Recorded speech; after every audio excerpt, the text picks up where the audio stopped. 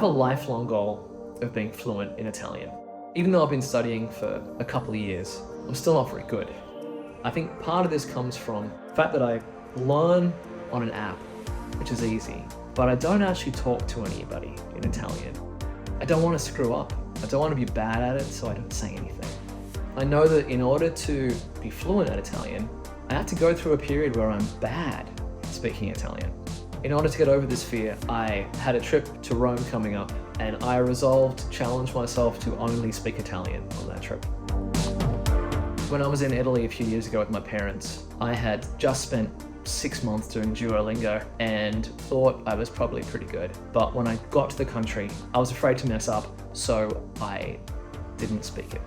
I talked to my friend Stan, who's a bit of an expert at this. And the first thing he told me that stood out to me was the people who didn't learn the language were the ones who were afraid to mess up. When he was 19, he was plucked out of San Angelo, Texas, and he was dropped in Rio de Janeiro, unable to speak Portuguese. He came back 2 years later fluent. So this is a guy who knows how to learn a language in a country. So his recommendation to me was, as soon as you get to Italy, only speak Italian, don't speak any English. That will force you to learn. He doesn't appreciate exactly how bad at Italian I am. According to my app, approximately 2% fluent. So I could not, I don't think, survive just showing up. So he said, well, okay, maybe figure out some phrases in advance and plan to practice those, things that'll help you get around. Immediately, once I got to Italy, I went out and I started using Italian. And honestly, it was great. I felt good. People responded well. They appreciated that I was saying these things. I very quickly realized that the phrases I'd memorized were not much use, and the practice I'd done for 11 months on my app, those phrases weren't particularly helpful either. Although there were several times I could have used she reads and he dances. Those weren't the kind of things that were allowing me to survive Rome. Over the course of the day, I would discover important functional phrases that I needed to get around. And because they were necessary, because I needed them, they made them very easy to learn. I got to practice them because I'd have to use them again the next day. È senza glutine. La pizza è senza glutine. No luck. I'm about to have dinner, so I'm going to keep going practicing my phrases. Buonasera, since it's the evening. Possiamo sedersi, so we can sit down. Un po' d'acqua, per favore. You need a little more water. Things are going well. I gotta push myself a little more, try to use a few more phrases. Bottiglia d'acqua ancora? I had these great interactions in general. I learned that my Italian was pretty useless in other important situations though. For instance, my travel partner got locked in a toilet in a coffee shop. No one spoke English, and I tried to use Italian and hand gestures. So my Italian was not helpful in that regard. That kind of led me to what I thought of as phase 2. I wanted to move beyond just saying some pleasantries. I want to actually talk to people. I want a back and forth. I started trying to create that, sometimes by asking how people were. It actually led to more of an interaction, and there was reciprocation because she started asking me where I was from and how I was like in Rome, and it was much more of a human connection than doing it. What I learned is that the people in Rome were warm and friendly and happy to talk to me in English. I remember what Stan told me, people that rely upon English don't actually learn anything. And I also know I'm trying to get over my awkwardness, my fear of speaking Italian. So I didn't want to take that easy way out. I texted Stan and he said, just ignore them. He said, if they speak English to you, just keep speaking to them in Italian. I tried that, it worked a little bit. Posso avere ghiaccio per la stanza? Grazie. Scusa? Ci vuole essere. Two. Una... Okay, so un bicchiere, una bicchiere. I remembered a podcast I listened to where the language teacher said, just tell them you don't speak English, which to me sounds absurd. I clearly speak English. I was thinking like, what country could I be from where I don't speak English, but I also don't speak Italian, and yet I'm in Italy.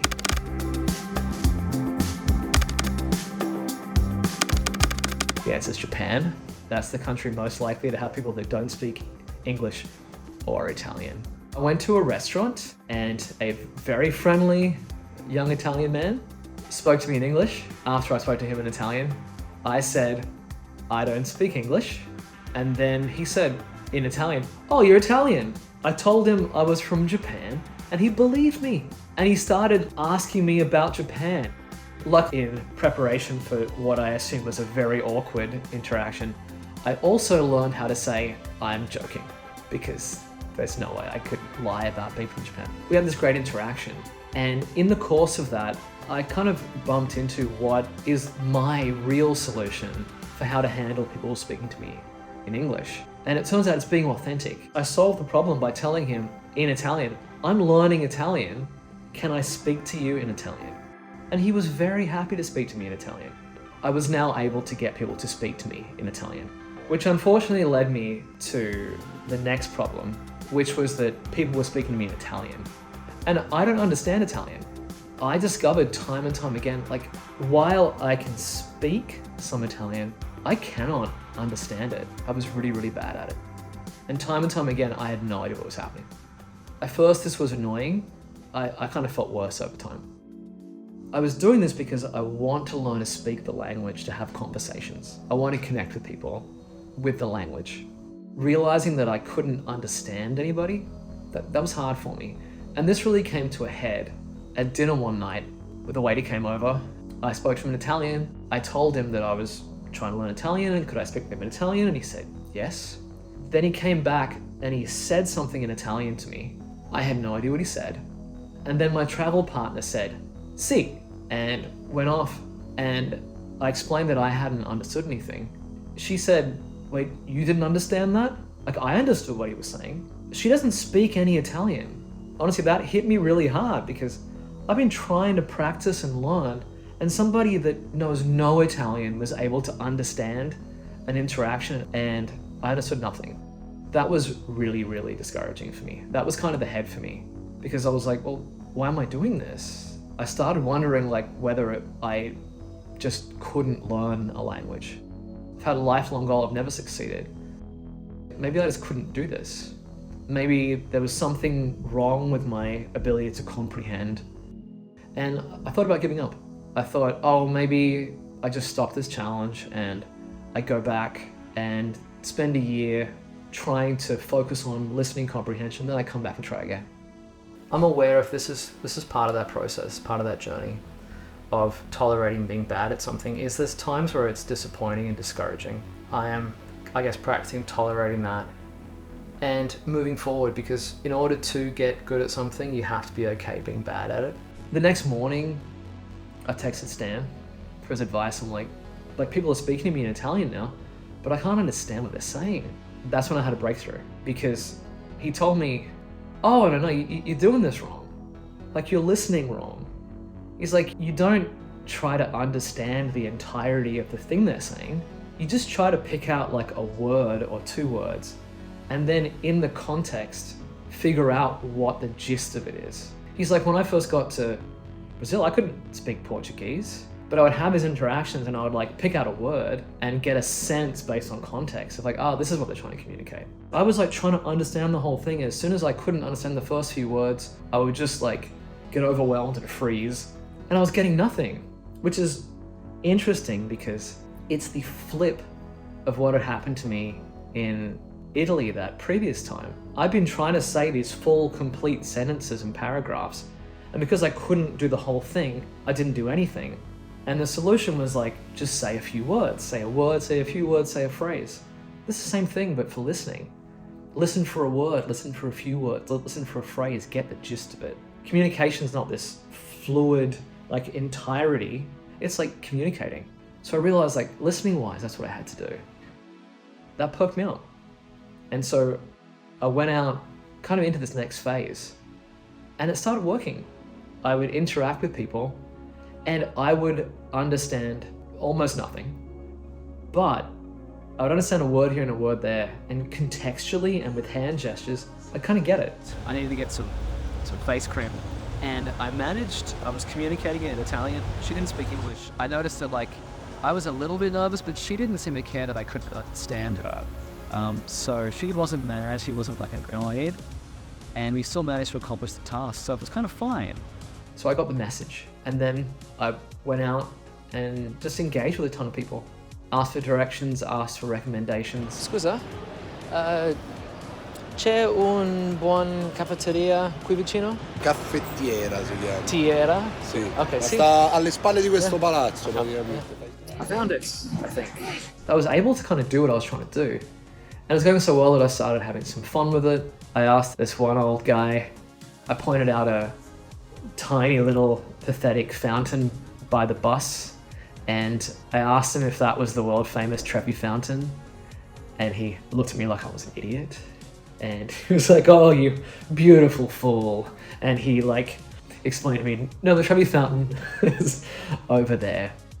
So my mood had gone up, had improved a lot, and I was having fun. Like by this point, honestly, I'd gotten over any fear, any awkwardness. I was screwing up what I was saying, I was screwing up listening.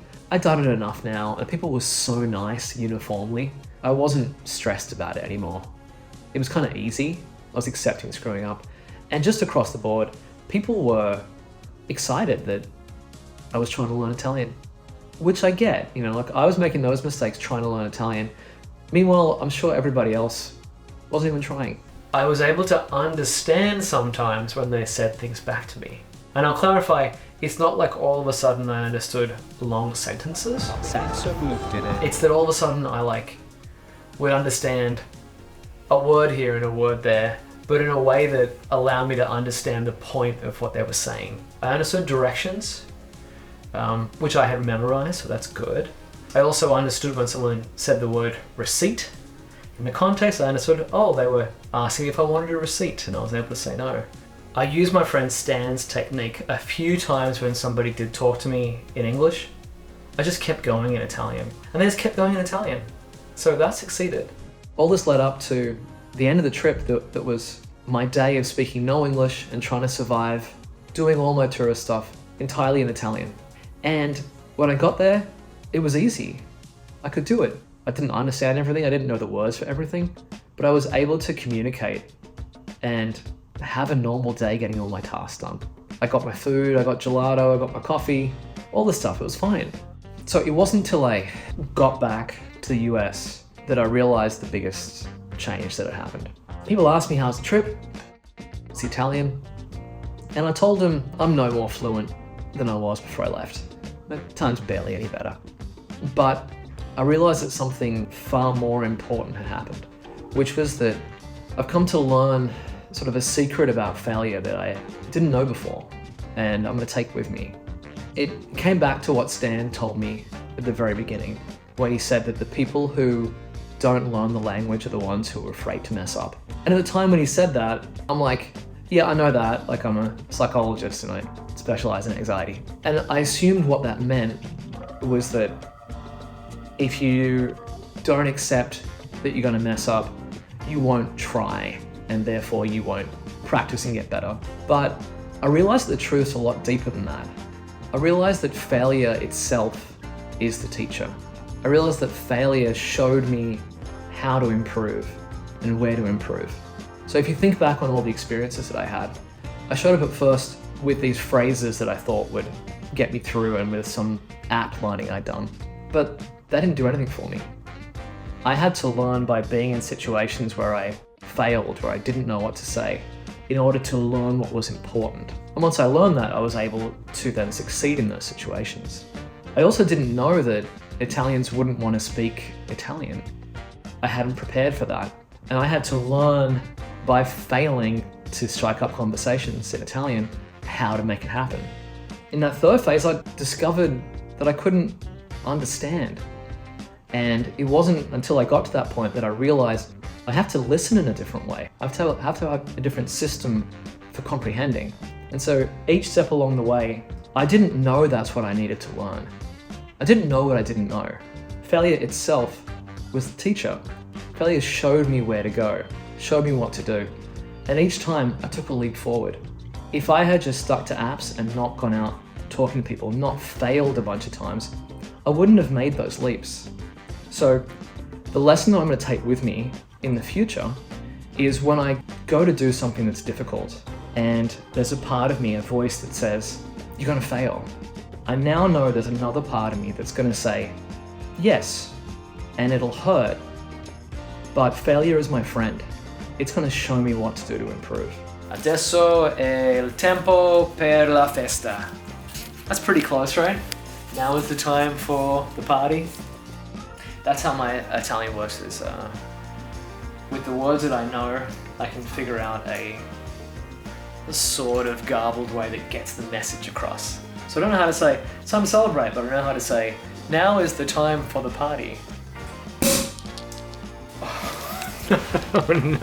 Adesso è pulita. That's one from my my language program. They taught me now it's clean. Who knew that would come in handy for this video? Now it's clean.